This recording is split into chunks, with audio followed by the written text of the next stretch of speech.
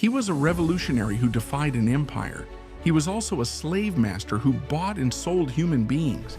He was a president who doubled the size of his nation. He was also a man who almost certainly fathered a secret family with the woman he enslaved. So who was the real Thomas Jefferson? The sage or the hypocrite? Hero or villain? The answer is never that simple. And that's what makes his story so incredibly compelling. Join us as we dive deep into the contradictions of one of history's most complicated figures. What you're about to find out might just shock you. The world that created Thomas Jefferson was a place of profound contradictions.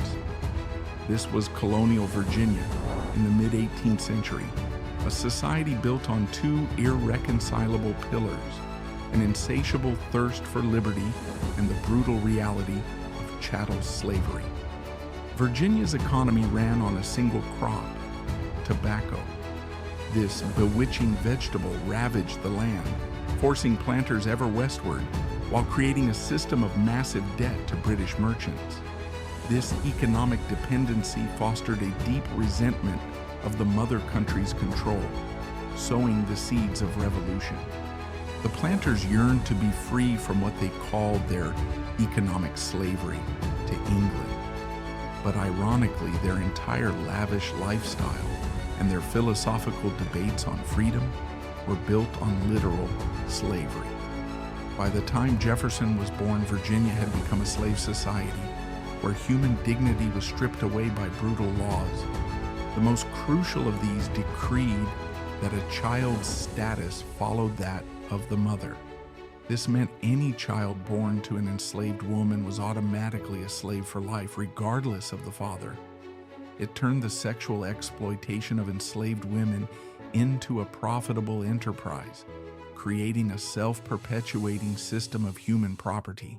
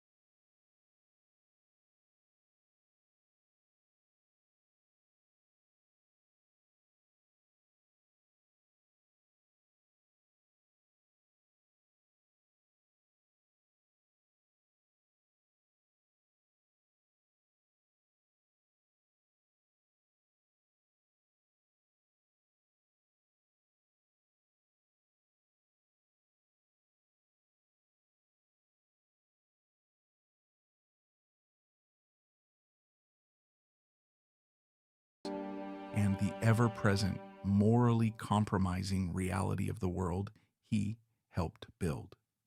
Jefferson's early life was profoundly shaped by the towering figure of his father. Peter Jefferson was the embodiment of the Piedmont ideal: strong, capable, and relentlessly self-improving. He had risen from modest beginnings through sheer force of will and a keen intellect, becoming a respected justice of the peace, a colonel in the county militia, and a member of the House of Burgesses. His most lasting achievement was co-creating the Fry-Jefferson map of Virginia, a monumental work of cartography that for the first time accurately depicted the colony's vast western expanse.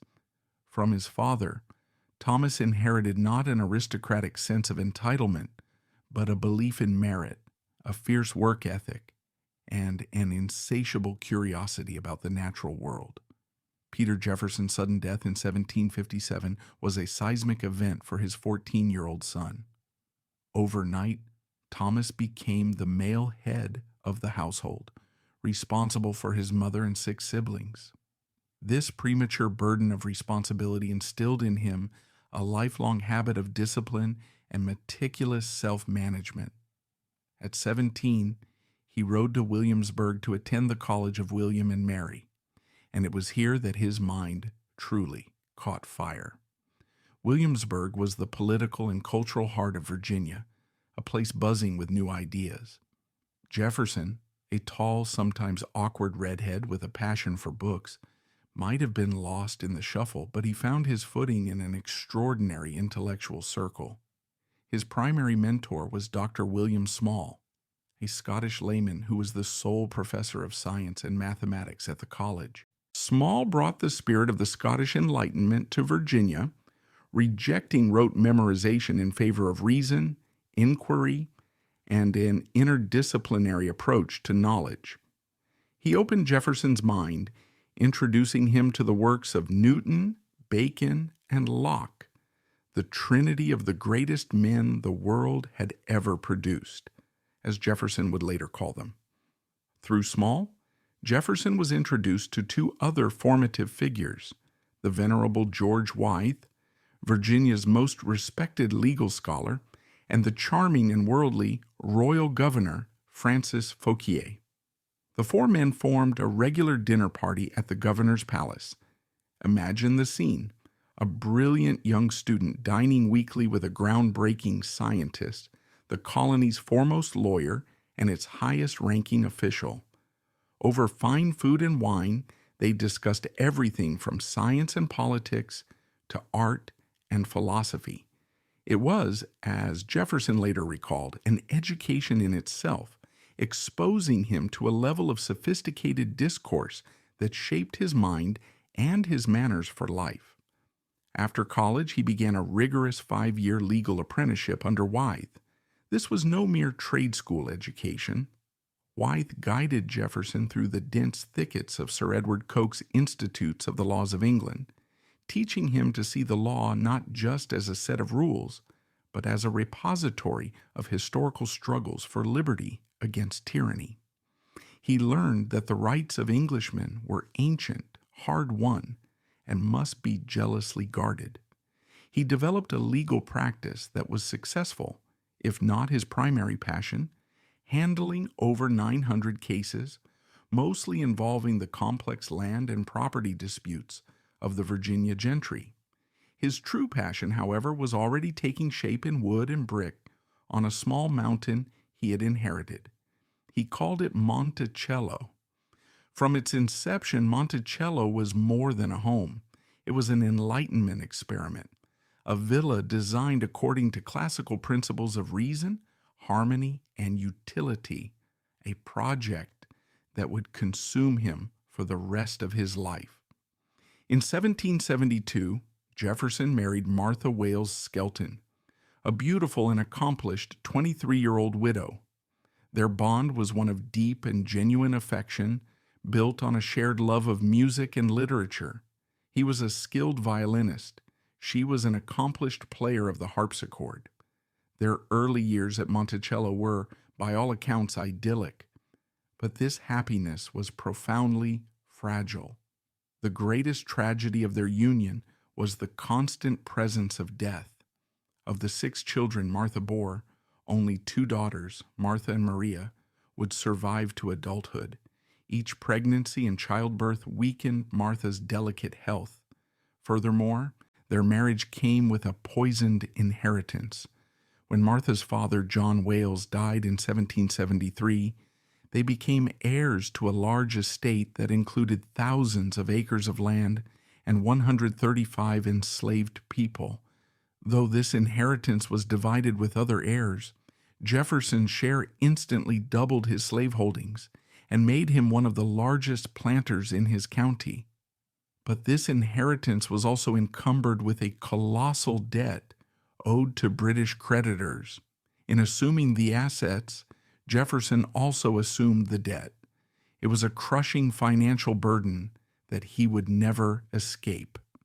The inheritance of the Hemings family, including Martha's own enslaved half-siblings, was part of this fateful transaction, binding Jefferson's lineage to the family that would become central to his secret life. The debt from John Wales would hang like a millstone around his neck, shaping his financial decisions and complicating any possibility of freeing the people he legally owned. As Jefferson was building his personal life, the political world was fracturing. The conflict with Great Britain, simmering for a decade, was about to boil over. In 1774, in response to Parliament's coercive acts, the Virginia legislature called for a day of fasting and prayer and proposed a Continental Congress. Jefferson, now a seasoned member of the House of Burgesses, drafted a set of resolutions for Virginia's delegates. These resolutions, published as a pamphlet under the title A Summary View of the Rights of British America, were his intellectual debut on the revolutionary stage. The Summary View was electrifyingly radical. It went further than most other patriot arguments. Jefferson argued that the American colonies were not bound by the authority of Parliament in any way. He asserted that the colonists' rights derived not from any grant by the British Crown, but from the natural rights of man. He posited that when their Saxon ancestors had migrated from Germany to England, they had done so as free individuals, establishing their own laws, and so too had the American colonists. It was a bold and brilliant piece of historical and legal reasoning that established Jefferson, in the words of John Adams, as the possessor of a masterly pen. This reputation followed him to Philadelphia when he served as a delegate to the Second Continental Congress in the humid summer of 1776. Amidst the swirling debates over independence, a committee was formed to draft a declaration. The committee included giants like Benjamin Franklin and John Adams, but they quickly turned to the 33-year-old Virginian. Adams later explained why: "I had a great opinion of the elegance of his pen, and none at all of my own." For 17 days in a second-floor rented room, Jefferson composed the draft. He did not, as he later said, aim for originality.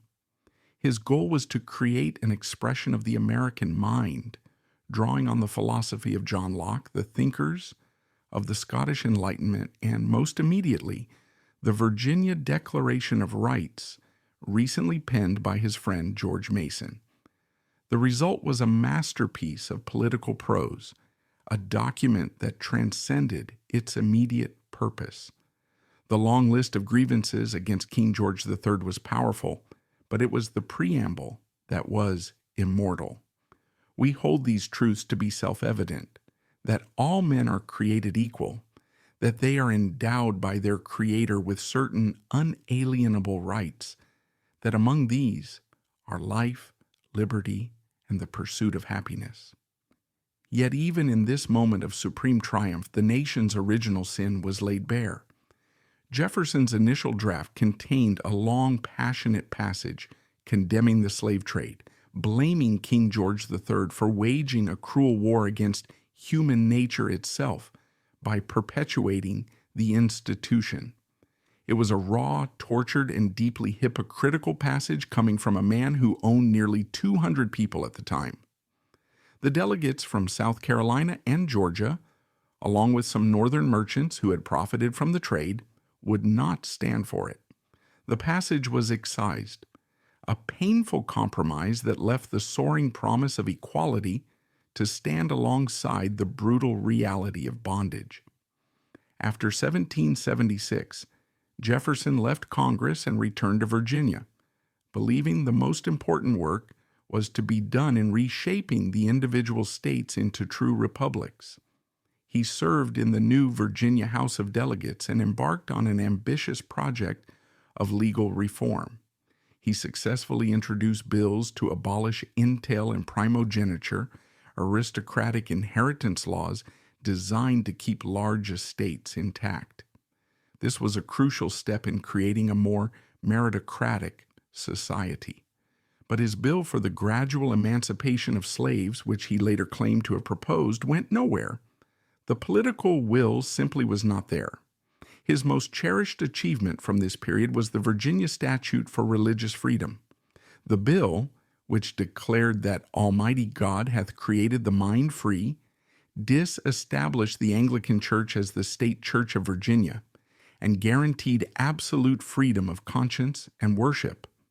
It was a revolutionary statement on the separation of church and state, and Jefferson ranked its authorship alongside the Declaration of Independence and the founding of the University of Virginia as the three accomplishments for which he wished to be remembered.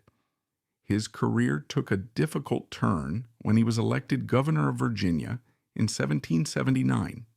It was a thankless job in the midst of war. The state was bankrupt and vulnerable. In 1781, British forces led by the traitor Benedict Arnold sailed up the James River, burning the capital at Richmond. Jefferson and the legislature were forced to flee for their lives, barely escaping capture at Charlottesville. For this he was widely criticized, with political enemies accusing him of cowardice. The charge was unjust.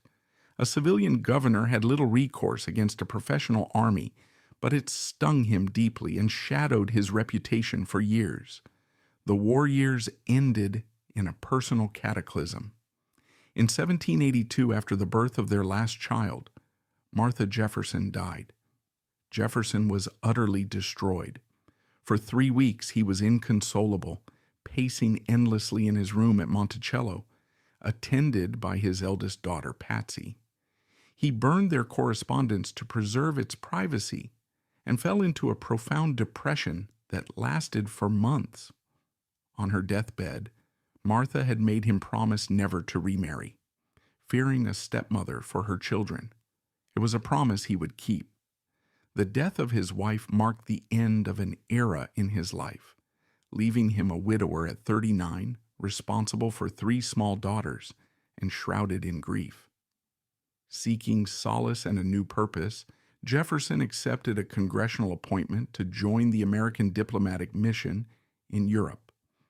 In 1785, he was named the successor to Benjamin Franklin as the U.S. Minister to France. "I succeed him," he famously remarked. "No one can replace him." Paris was a tonic for his wounded spirit. He dove headfirst into the intellectual and cultural life of the city, which was then the epicenter of the Enlightenment. He attended salons, frequented bookshops, studied neoclassical architecture, and befriended leading European thinkers, scientists, and artists. As a diplomat, his work was often frustrating.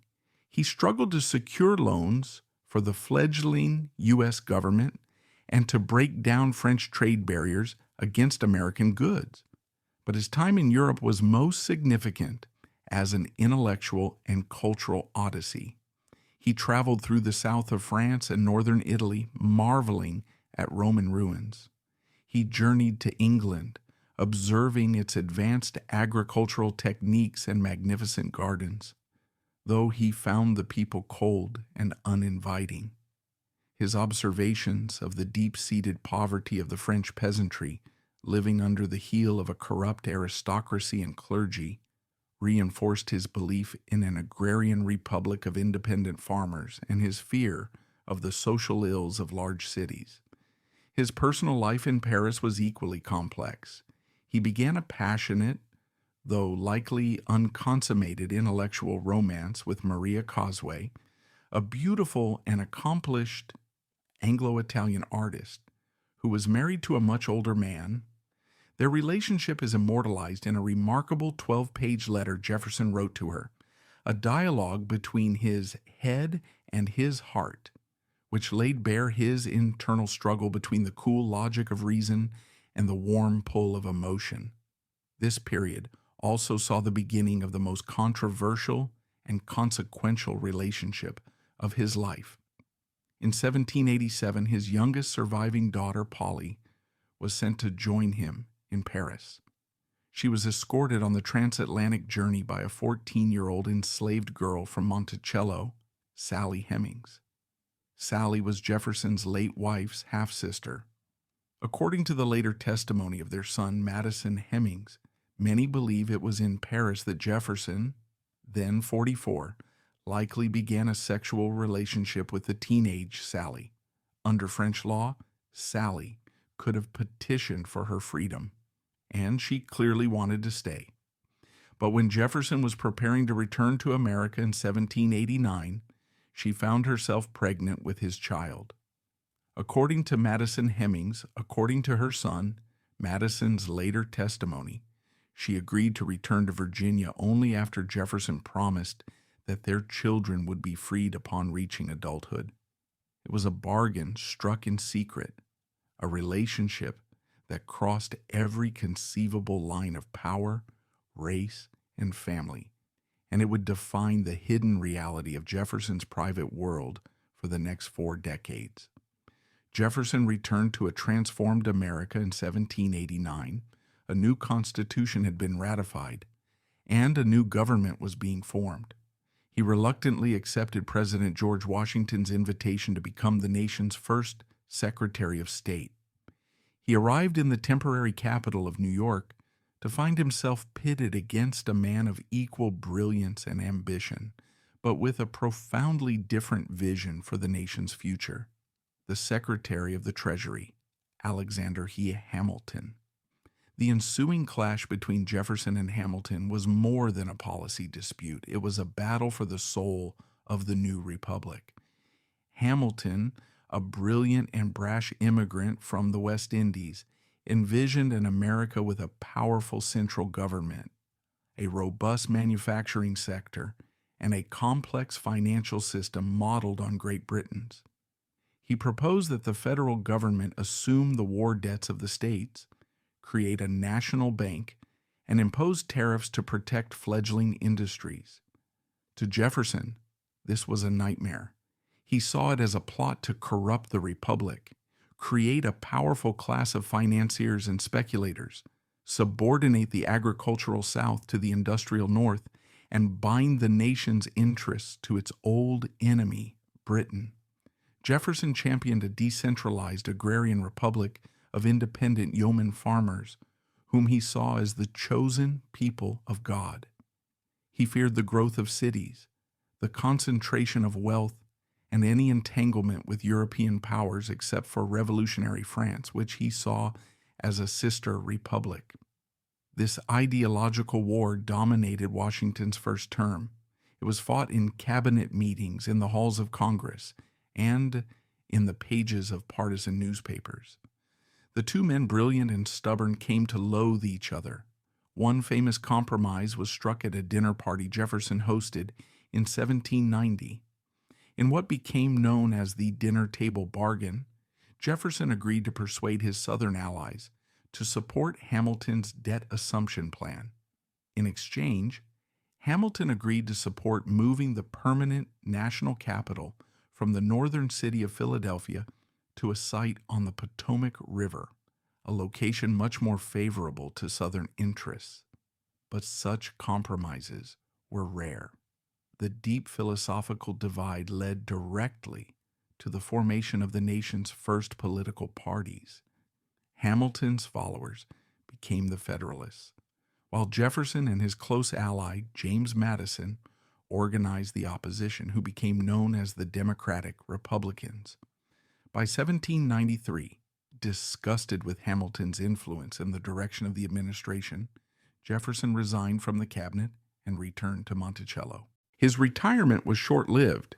In 1796, he was elected vice president in a flawed election that saw his chief political rival, John Adams, become president. The Adams administration was a tense period, dominated by the quasi-war with France. The Federalists passed the Alien and Sedition Acts, laws designed to suppress political dissent and target Jefferson's Republican supporters.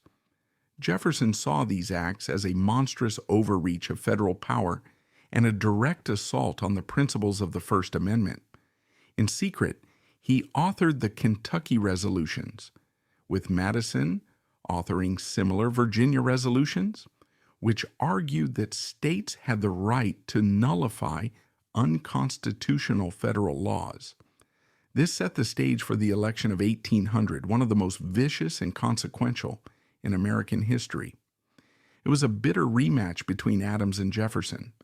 The Federalists portrayed Jefferson as a godless Jacobin, a radical revolutionary who would bring French-style terror to America.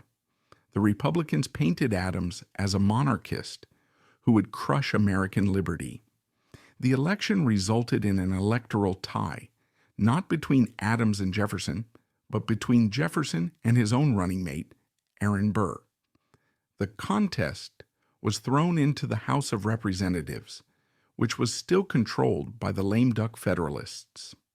For 35 ballots, the House was deadlocked. Finally, Alexander Hamilton, who despised Jefferson but considered Burr a man without principles, used his influence to persuade several Federalists to break the stalemate. Jefferson was elected president.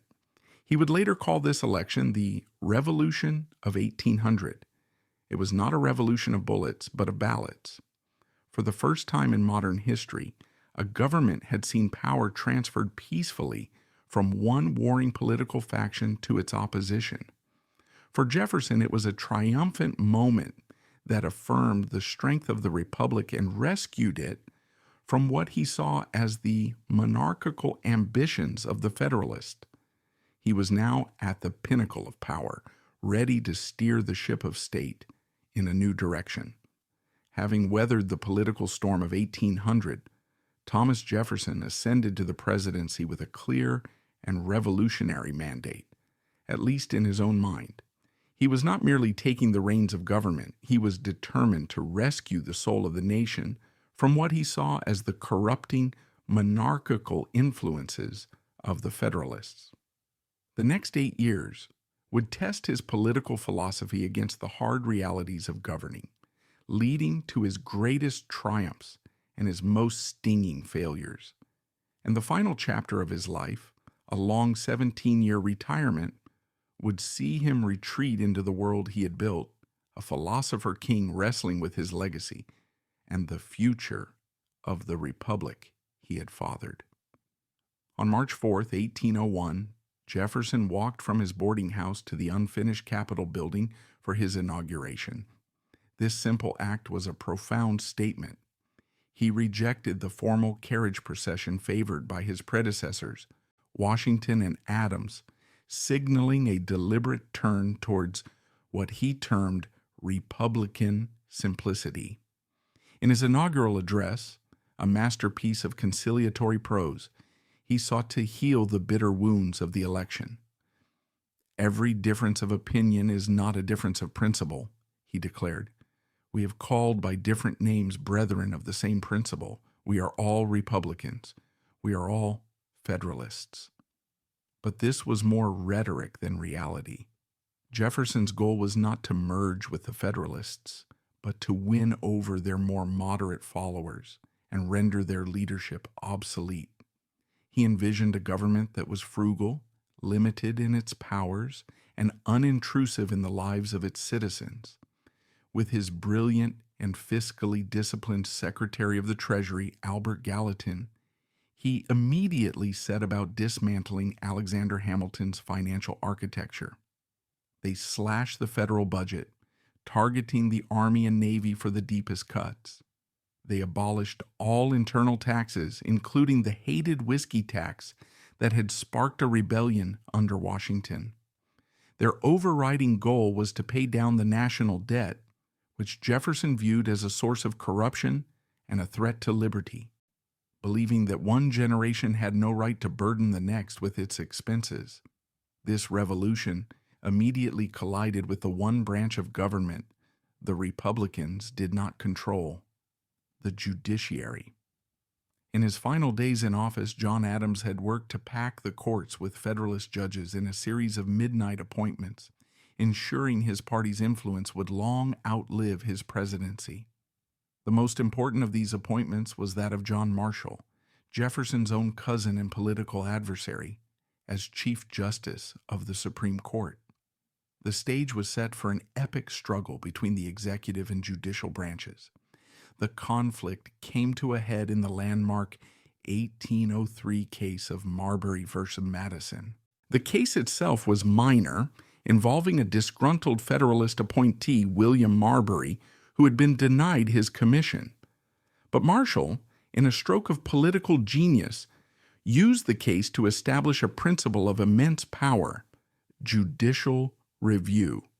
He ruled that while Mulberry was entitled to his commission, the Supreme Court did not have the authority to force the administration to deliver it, because the law giving it that authority was unconstitutional. In doing so, Marshall had claimed for the Supreme Court the ultimate power to declare acts of Congress and the president unconstitutional. Jefferson was furious. He saw it as a brazen power grab by an unelected judiciary, a subtle corps of sappers and miners, constantly working to undermine the will of the people.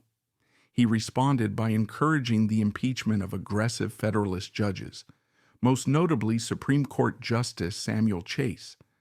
But when Chase was acquitted by the Senate, it became clear that impeachment could not be used as a purely political weapon. Marshall's victory was complete, and the judiciary was established as a co-equal branch of government, a check on the power of the president that would shape American history forever. While Jefferson fought his battles with the judiciary at home, a geopolitical drama was unfolding on the world stage that would lead to the defining achievement of his presidency. Since 1800, the vast territory of Louisiana, stretching from the Mississippi River to the Rocky Mountains, had been secretly transferred from a weak Spain to a powerful and ambitious France under Napoleon Bonaparte. For Jefferson, this was an alarming development. A French empire at America's back door was a grave threat to the nation's security and its future expansion. The immediate crisis erupted in 1802 when the Spanish officials still governing New Orleans revoked the right of deposit, which had allowed American farmers to ship their goods through the port duty-free. This act effectively choked off the commerce of the entire western United States, sparking outrage and calls for war. Jefferson, a committed pacifist, sought a diplomatic solution. He dispatched his trusted ally, James Monroe, to Paris to join the American minister, Robert Livingston. Their instructions were modest: to purchase the city of New Orleans and the territory of West Florida for up to $10 million. But when they arrived, they were met with a staggering and unexpected offer. Napoleon, having just lost a massive army to disease in his failed attempt to suppress the Haitian Revolution, and needing funds for his impending war with Great Britain, had decided to cut his losses in America. He offered to sell the entire Louisiana territory to the United States. The American envoys, without the time to consult Jefferson, seized the opportunity. For a price of $15 million, about 4 cents an acre, they agreed to a deal that would double the size of the United States, adding over 800,000 square miles to the national domain. When the news reached Washington, Jefferson was ecstatic but also deeply conflicted. As a strict constructionist, he had long argued that the federal government could only exercise powers explicitly granted to it by the Constitution, and the Constitution was silent on the acquisition of new territory. He privately fretted that the Louisiana Purchase was unconstitutional, and he drafted an amendment to authorize it. But his advisors warned that such a delay could give Napoleon time to change his mind. In the end, pragmatism triumphed over principle. Jefferson set aside his constitutional scruples, arguing that the self-preservation and future security of the Republic were a higher law. He urged Congress to ratify the treaty, which it did decisively. The Federalists, ironically, now argued for a strict construction of the Constitution, but their opposition was futile. With the stroke of a pen, Jefferson had transformed the United States into a continental power, securing the empire of liberty he had long envisioned. Even before the purchase was finalized, Jefferson's insatiable curiosity had already set in motion a plan to explore the vast, unknown lands of the West. He had long dreamed of a passage to India via the rivers of North America. In 1803, he commissioned his personal secretary, a young and capable army captain named Meriwether Lewis, to lead an expedition up the Missouri River, across the Rocky Mountains, and to the Pacific Ocean. The Corps of Discovery, as it became known, was a classic Enlightenment project, meticulously planned by Jefferson himself. Its goals were scientific, to document the geography, flora, fauna, and peoples of the region; commercial, to find a practical water route for trade; and diplomatic, to establish American sovereignty and peaceful relations with Native American tribes. The epic 2.5-year journey of Lewis, his co-captain William Clark, and the Corps of Discovery was a stunning success. It captured the American imagination, produced a wealth of scientific and geographic knowledge, and solidified America's claim to the continent, fueling the spirit of westward expansion for the rest of the century. Jefferson's second term, which began after a landslide re-election victory in 1804, was fraught with challenges that would tarnish his presidential legacy. The Napoleonic Wars between Britain and France intensified, and American neutrality became nearly impossible to maintain. Both powers preyed on American shipping. The British, in particular, outraged the nation with the practice of impressment, forcibly boarding American ships and kidnapping sailors, claiming they were deserters from the Royal Navy. The crisis reached a boiling point in 1807 when the British warship HMS Leopard fired on the American frigate USS Chesapeake, killing 3 Americans and seizing 4 alleged deserters. The nation clamored for war, but Jefferson, despising war and having slashed the Navy, sought an alternative. He proposed a radical experiment in peaceable coercion, the Embargo Act of 1807. Believing that the European powers were dependent on American goods, he pushed Congress to pass a law that prohibited all American ships from leaving for foreign ports. It was an act of breathtaking scope, effectively shutting down the entire American export economy. Jefferson hoped this economic pressure would force Britain and France to respect American neutral rights. The result was a catastrophic failure. The embargo did little to harm the economies of Britain and France, but it devastated the American economy. Shipping centers in New England were brought to a standstill. Southern and western farmers had no outlet for their crops. Smuggling became rampant along the Canadian border. The public outcry was immense, and the Federalist Party, which had been on the ropes, experienced a dramatic resurgence in opposition. To enforce the unpopular law, Jefferson's administration found itself exercising the very kind of coercive federal power he had long decried. The embargo was the great miscalculation of his presidency, a testament to his occasional tendency to let abstract theory override practical reality. It was repealed in the final days of his term, a bitter end to an otherwise successful presidency. His second term was also plagued by domestic conspiracies. His first vice president, Aaron Burr, after killing Alexander Hamilton in a duel in 1804, had become a political outcast. Burr traveled west and became embroiled in a shadowy scheme, the details of which remain murky to this day. He was accused of treason, allegedly plotting to separate the western states from the Union and forge his own empire, possibly by invading Spanish Mexico. Jefferson became convinced of Burr's guilt and ordered his arrest. The subsequent treason trial in 1807 was a spectacle, presided over by Jefferson's nemesis, Chief Justice John Marshall. Marshall's strict interpretation of the Constitution's definition of treason led to Burr's acquittal, a verdict that Jefferson viewed as a gross miscarriage of justice and further proof of the judiciary's Federalist bias.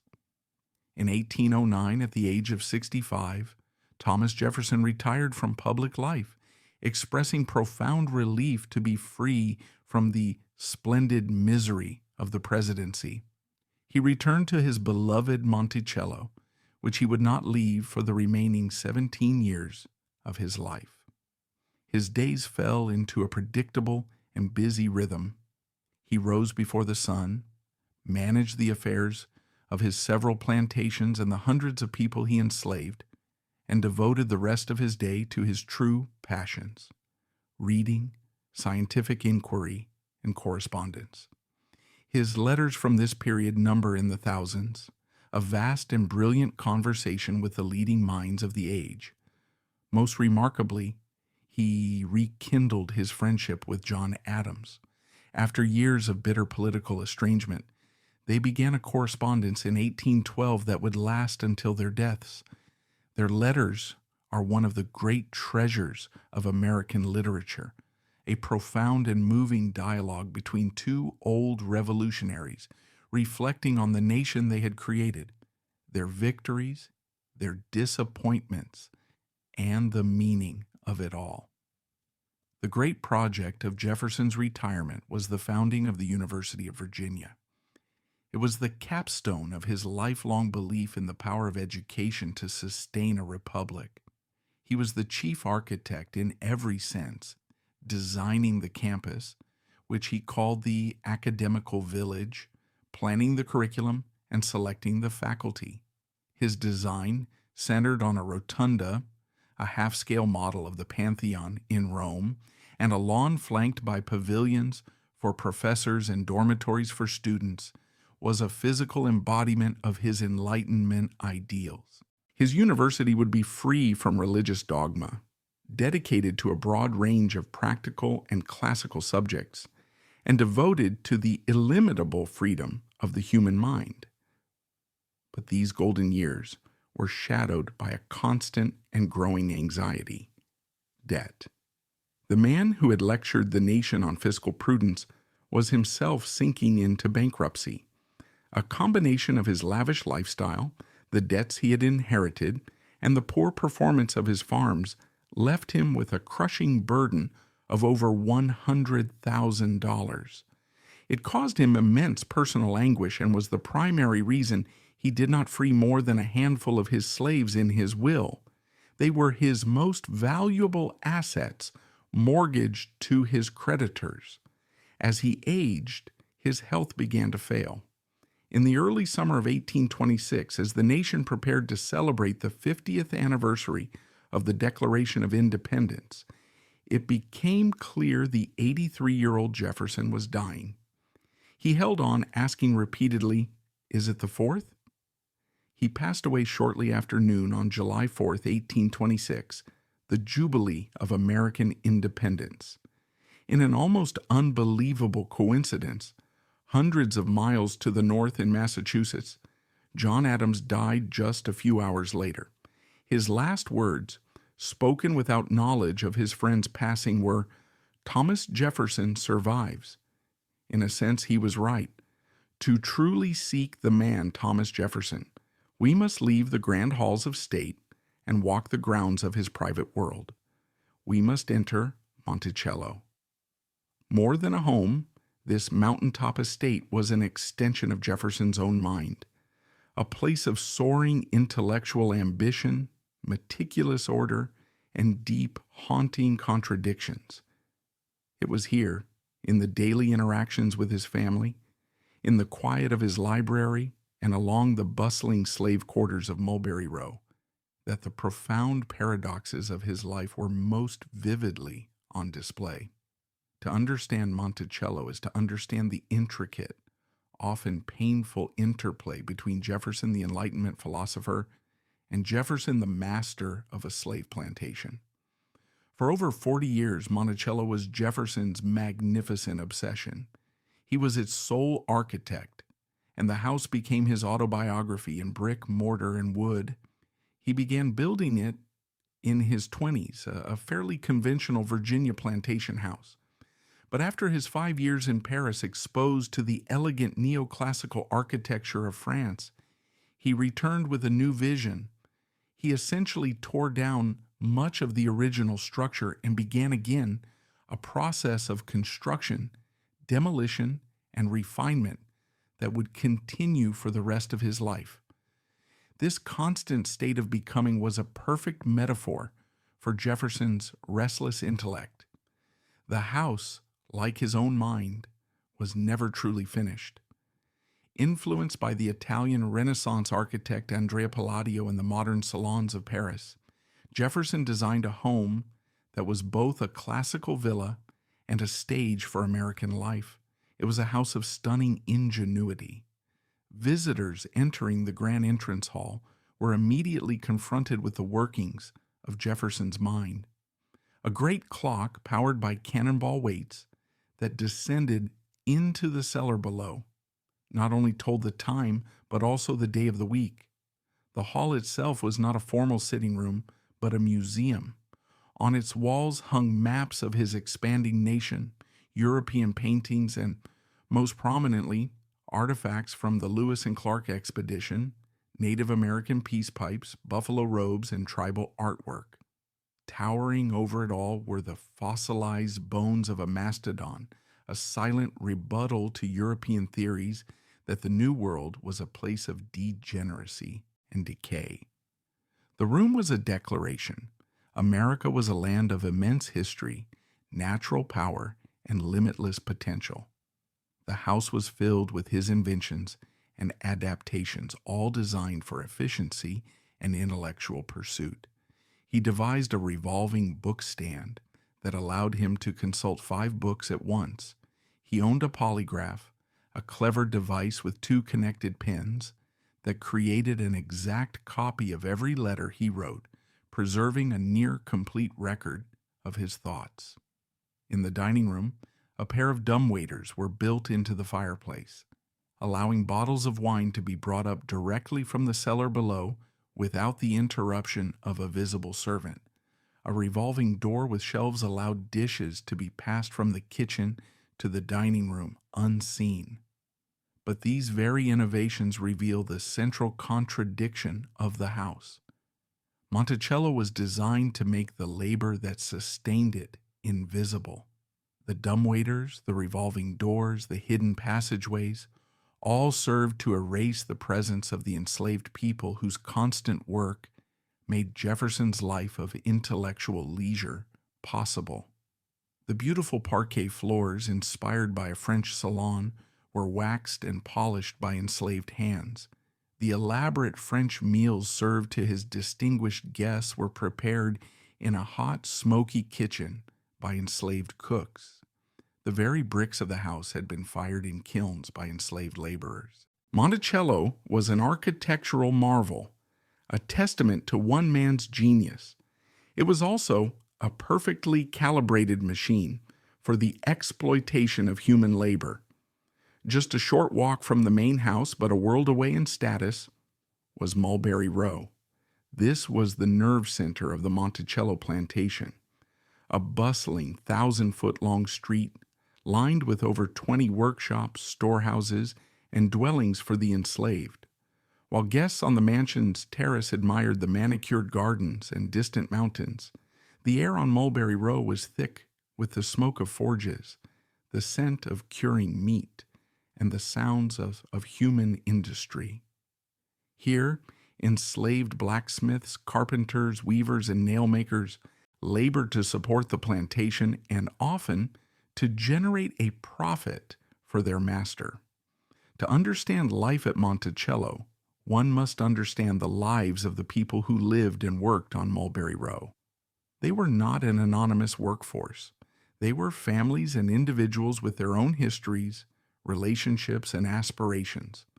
There were the Grangers, George and Ursula, who held privileged positions as the enslaved foreman of the plantation and a highly skilled cook and laundress, respectively.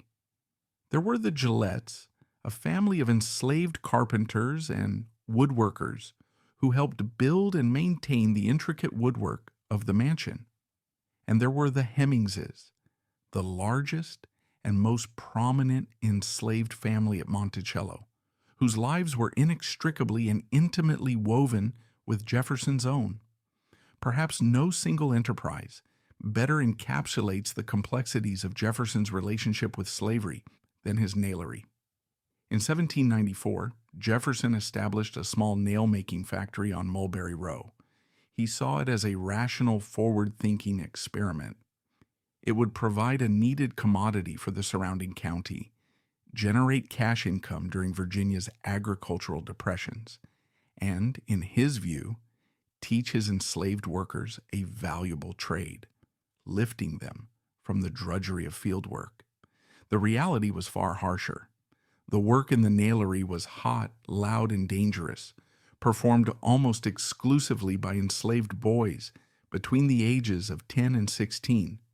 From dawn until dusk, these children stood over fiery forges, hammering out 5,000 to 10,000 nails a day. Jefferson was a meticulous record keeper, and his account books show him weighing the nail stock given to each boy in the morning and the finished nails produced by evening. He rewarded the most productive boys with extra food or clothing. He had those who failed to meet their quotas whipped. Isaac Granger Jefferson, who worked in the nailery as a boy, later recalled, "Mr. Jefferson was a very strict man." Jefferson saw the nailery as a success. It was, for a time, highly profitable, and it fit his Enlightenment ideal of an efficient, well-managed system. But it was a system built on child labor and the threat of violence. The boys in the nailery were not apprentices, learning a trade that would lead to their own independence. They were cogs in a machine designed for the financial benefit of their owner. The nailery reveals Jefferson at his most contradictory, the progressive thinker fascinated by industry and efficiency, who was also a master, willing to exploit the labor of children for profit. Life on Mulberry Row was a constant negotiation between the master's power and the enslaved community's resilience. The people of Monticello built strong families and kinship networks, creating a sense of community in the face of a system that denied their legal right to marry. They cultivated their own gardens, raised chickens, and sometimes sold the surplus to Jefferson's household, carving out a small measure of economic autonomy. They resisted their bondage in myriad ways. Some, like a man named Sandy, ran away repeatedly, a desperate act of self-emancipation that often ended in recapture and brutal punishment. Others engaged in subtler forms of resistance, working slowly, feigning illness, or breaking tools. They forged their own spiritual life, blending Christian teachings with African traditions, holding secret prayer meetings away from the watchful eyes of the overseer. The people of Mulberry Row were not passive victims. They were active agents in their own lives, constantly striving to maintain their dignity, their families, and their humanity within the brutal confines of slavery. At the heart of Monticello's complex social world lay a secret that was both intimately personal and profoundly public. This was the long-term relationship between Thomas Jefferson and Sally Hemings. She was not a distant figure on the plantation. She was a constant and central presence in his household and in his life for nearly 4 decades. The relationship began in Paris, an ocean away from the rigid racial hierarchies of Virginia, but it was defined by the power dynamics of slavery from its very inception. He was 44, a world-famous diplomat, and a recent widower. She was about 14, legally his property, and his late wife's half-sister. We can never know the precise nature of their emotional connection. The historical record is almost entirely silent on Sally Hemings's own voice. Was it a story of love and affection that transcended their circumstances? Or was it a story of survival and accommodation? A young woman making the best of an impossible situation? The truth is likely a complex and unknowable mixture of both. What is clear is that within this relationship predicated on an immense power imbalance, Hemings exercised a remarkable degree of agency. According to her son Madison, she negotiated with Jefferson from a position of relative strength in Paris. She would return with him to Virginia and a life of enslavement only if he promised to free their children when they came of age. It was a bargain he kept. Back at Monticello, Sally Hemings occupied a unique and protected status. As a household servant, she was spared the brutal labor of the fields. She lived in a room in the South Dependency wing of the mansion itself, not in the rougher cabins of Mulberry Row. And over the course of more than 20 years, she gave birth to 6 children, almost certainly fathered by Jefferson. 4 survived to adulthood: Harriet, Beverly, Madison, and Eston. Their existence was an open secret. The children bore a striking resemblance to their father. Everyone at Monticello, from Jefferson's white grandchildren to the field hands, knew who they were. Yet a carefully constructed wall of silence surrounded their paternity. They were Jefferson's children and his slaves. They were trained in skilled trades. The sons became highly accomplished carpenters and musicians, and they were shielded from the harshest aspects of plantation life. But they were not free. Their lives were a paradox, a daily reminder of the deep hypocrisy at the heart of their father's world. As they grew up, Jefferson fulfilled his promise to Sally. In 1822, he allowed Beverly, 23, and Harriet, 21, to run away. He gave Harriet money for her journey, and they both disappeared into white society, their connection to their famous father severed forever.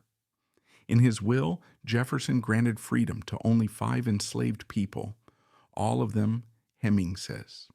He freed his 2 youngest sons, Madison and Eston, and his older nephews, Sally's brothers John and Joseph. Sally Hemings herself was never formally freed by Jefferson. She was instead given her time and informal freedom by his daughter Martha after his death, and lived out her final years in a rented house in Charlottesville with her 2 free sons. Jefferson famously described slavery as having a wolf by the ears, and we can neither hold him nor safely let him go. Justice is in one scale and self-preservation in the other. This quote is often used to portray him as a tortured soul, a man who hated slavery but saw no way out. The reality of his personal life, however, shows a man who, while perhaps morally troubled, consistently chose self-preservation, financial interest, and personal convenience over justice. As a patriarch, he doted on his white family. His letters to his daughters, Martha, Patsy, and Maria, Polly, are filled with affection and meticulous advice on everything from their reading list to their moral conduct. After Maria's tragic death in 1804, he clung even more tightly to Martha and her large family. His final years were spent surrounded by his adoring grandchildren, finding great joy in their company. He was, in this sphere, a benevolent and beloved figure. But this idyllic picture is shattered when we remember that living alongside these cherished grandchildren were his other grandchildren, the children of Sally Hemings, whom he could never publicly acknowledge and who remained his property. The ultimate key to understanding Jefferson's personal choices regarding slavery lies in the one constant, grinding pressure of his adult life: debt.